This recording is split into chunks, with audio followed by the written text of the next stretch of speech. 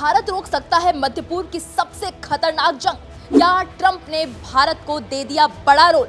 और क्या पीएम मोदी बन सकते हैं पीस मेकर?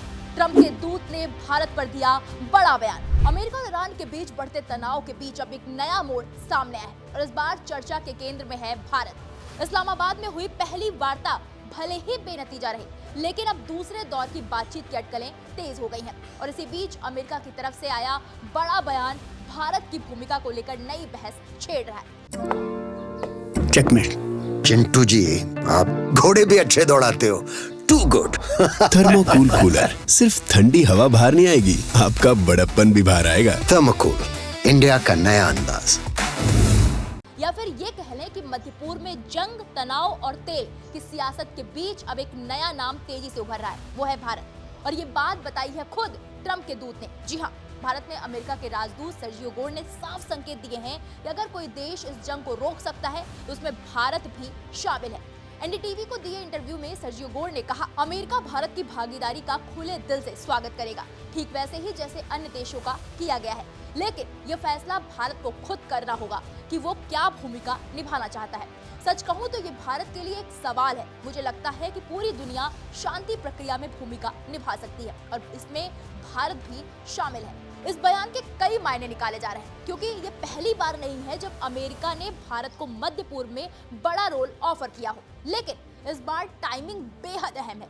दरअसल पाकिस्तान और मिस्र की कोशिशों से इस्लामाबाद में हुई पहली अमेरिका ईरान वार्ता फेल हो चुकी है और अब पूरी दुनिया की नजर अगले कदम पर टिकी हुई है। इसी बीच प्रधानमंत्री नरेंद्र मोदी और डोनाल्ड ट्रंप के बीच करीब 40 मिनट तक लंबी फोन पर बातचीत हुई, जिसमें सिर्फ जंग ही नहीं बल्कि शांति प्रक्रिया में भारत की संभावित भूमिका पर भी चर्चा हुई है। सर्जियो गोर के मुताबिक बातचीत में ईरानी बंदरगाहों की नाकेबंदी और स्ट्रेट ऑफ हॉर्मुज को खोलने जैसे अहम मुद्दे शामिल थे। अमेरिका का दावा है कि तेल और गैस की कीमतों में उछाल का सबसे बड़ा कारण ईरान की आक्रामक रणनीति है और अगर हॉर्मुज जल डमरू मध्य बंद रहता है तो इसका असर पूरी दुनिया पर पड़ेगा, खासकर भारत जैसे बड़े तेल आयातक देशों पर।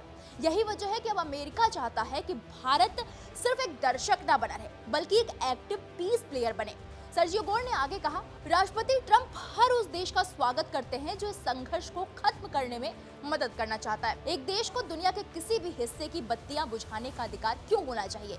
यह अन्यायपूर्ण है, इसे रोकना होगा और अमेरिका इसे सुनिश्चित करने के लिए दृढ़ संकल्पित है। राष्ट्रपति ट्रंप की प्रस्तावित भारत यात्रा से पहले अगले महीने अमेरिकी विदेश मंत्री मार्को रूबियो भारत का दौरा करेंगे। लेकिन सवाल अब भी वही है, क्या भारत इस जंग में मध्यस्थ बनेगा? क्योंकि भारत के सामने चुनौतियां भी कम नहीं है। एक तरफ अमेरिका के साथ मजबूत रिश्ते, दूसरी तरफ ईरान के साथ ऊर्जा और रणनीतिक संबंध और इसी बीच एक और बड़ा संकेत, अमेरिकी विदेश मंत्री मार्को रूबियो अगले महीने भारत दौरे पर आ सकते हैं, जिसे इस पूरे समीकरण का अहम हिस्सा माना जा रहा है। तो क्या भारत बनेगा वो ताकत जो मध्य पूर्व में शांति की नई कहानी लिखेगा, या फिर ये सिर्फ कूटनीतिक दबाव की एक नई चाल है? फिलहाल दुनिया की नजरें दिल्ली पर है, क्योंकि अगला कदम जंग भी तय कर सकता है और शांति भी।